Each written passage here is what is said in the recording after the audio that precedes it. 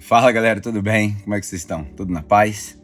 Bom, acho que agora todo mundo já me conhece. Pedro aqui, tô aqui na Austrália e é um prazer poder gravar essa devocional aqui para compartilhar com vocês um pouco daquilo que a gente está vivendo aqui. A capela mora no nosso coração, espero poder visitar vocês aí em breve. Eu e a minha família estamos sempre orando por vocês, orando pela galera toda aí.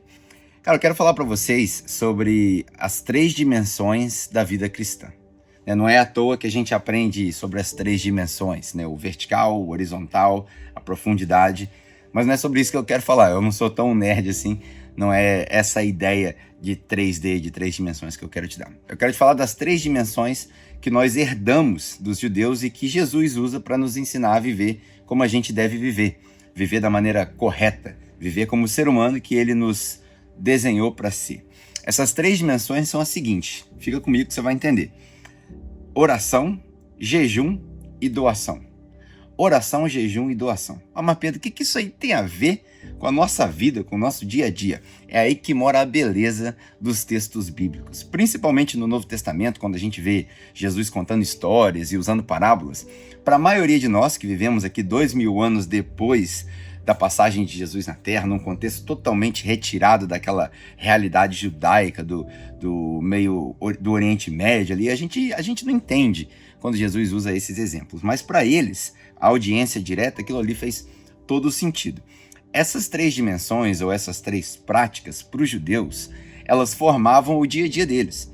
O judeu, por exemplo, ele era ensinado a fazer doações com uma certa regularidade, seja doação para o templo ou doação para os pobres. Você encontra, por exemplo, na história de Ruth, quando Ruth passa pelo campo ali, ela encontra os grãos que são deixados para trás. Aquilo ali fazia parte da cultura, da educação de um bom hebreu. Se ele tivesse alguma propriedade, ele tinha que, depois de ter completado a sua colheita, ele tinha que deixar para trás alguns grãos para o pobre, para a viúva e por aí vai.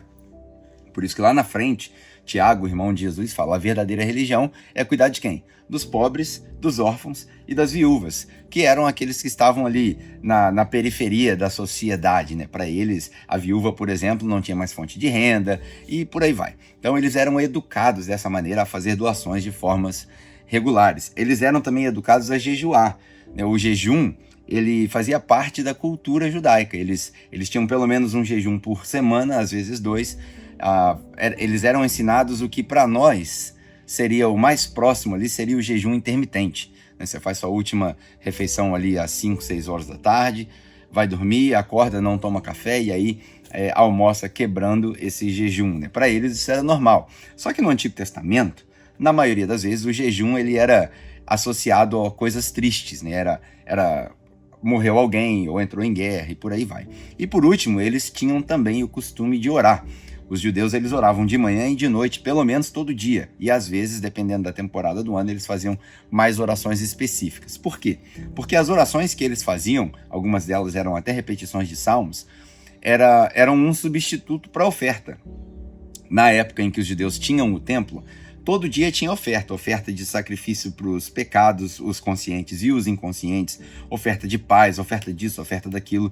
E aí os hebreus, eles tinham que trazer esses sacrifícios para que o sacerdote do templo, todo dia, diariamente, ele fizesse essas ofertas para que Deus pudesse, no entendimento deles, apaziguar a sua ira, né? Por isso que a gente lê na carta aos Hebreus, por exemplo, que os sacerdotes, eles ofereciam diariamente sacrifícios para o perdão dos pecados, inclusive os pecados deles mesmos.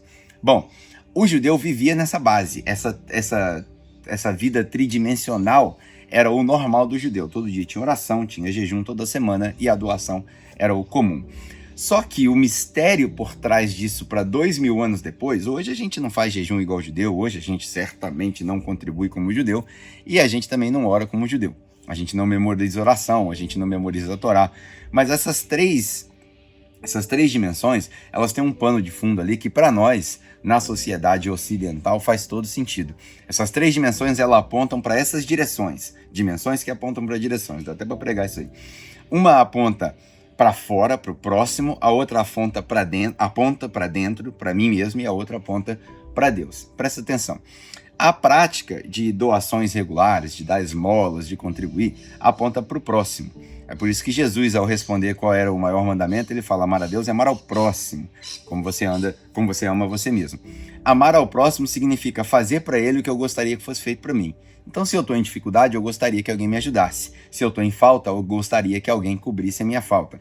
É por isso que Paulo fala, por exemplo, sobre contribuições, que a minha abundância supre a sua falta e vice-versa. Tá entendendo como é que os pontos se ligam? Então, a prática da doação, ela é uma prática que aponta para a direção do próximo, para fora. Já a prática do jejum, bem-vindo à Austrália, com esses passarinhos barulhentos aí, né? A prática do jejum, ela aponta para dentro, ela aponta para a minha necessidade. Então a gente faz jejum por uma questão de saúde, a gente faz jejum por uma questão de foco, mas isso aí é comigo, isso tem nada a ver com Deus, isso tem nada a ver com o outro, isso aí é comigo.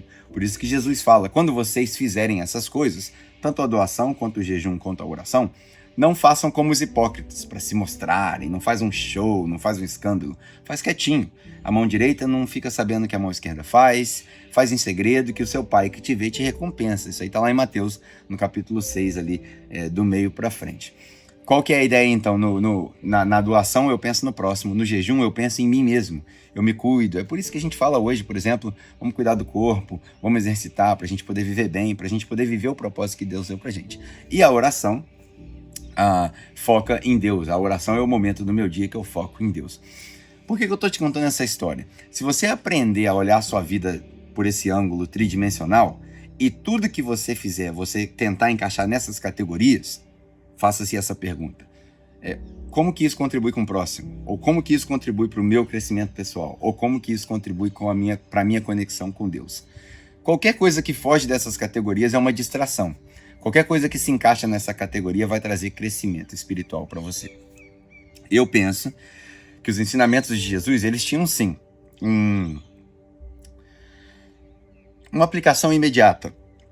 Para eles, por exemplo, era não jejuar como os hipócritas, era não orar como os hipócritas, não procurar pelos melhores lugares. Mas para nós, o princípio eterno disso daí pode ser aplicado da seguinte maneira: vamos olhar para o próximo, vamos olhar para mim e vamos olhar para Deus. E se eu conseguir juntar nessa tríade, nesse triângulo, nessas três dimensões, uma maneira equilibrada de viver, eu vou viver uma vida como um bom cristão. Podia falar mais sobre a oração do Pai Nosso, e explicar um pouco mais, mas por hora vou deixar nisso daí e vou te convidar a fazer o seguinte: na sua vida, divida a sua vida nessa pirâmide, nesse triângulo, nessas três categorias e começa a encaixar tudo que você faz e tudo que acontece, todas as suas reações dentro dessas categorias. O que não se encaixar, você tira. O que se encaixar, você deixa para continuar crescendo em Deus. Beleza? Eu oro para que você tenha sido abençoado, oro para que esse ensinamento possa te inspirar a buscar mais. Leia aí o Sermão da Montanha, né, de Mateus, no capítulo 5 até o 7, se aprofunde um pouco mais e eu espero que em breve eu contribua com outras devocionais aí para a gente continuar caminhando juntos, tá bom? Deus te abençoe, fique na paz e até a próxima oportunidade, se Deus quiser. Valeu!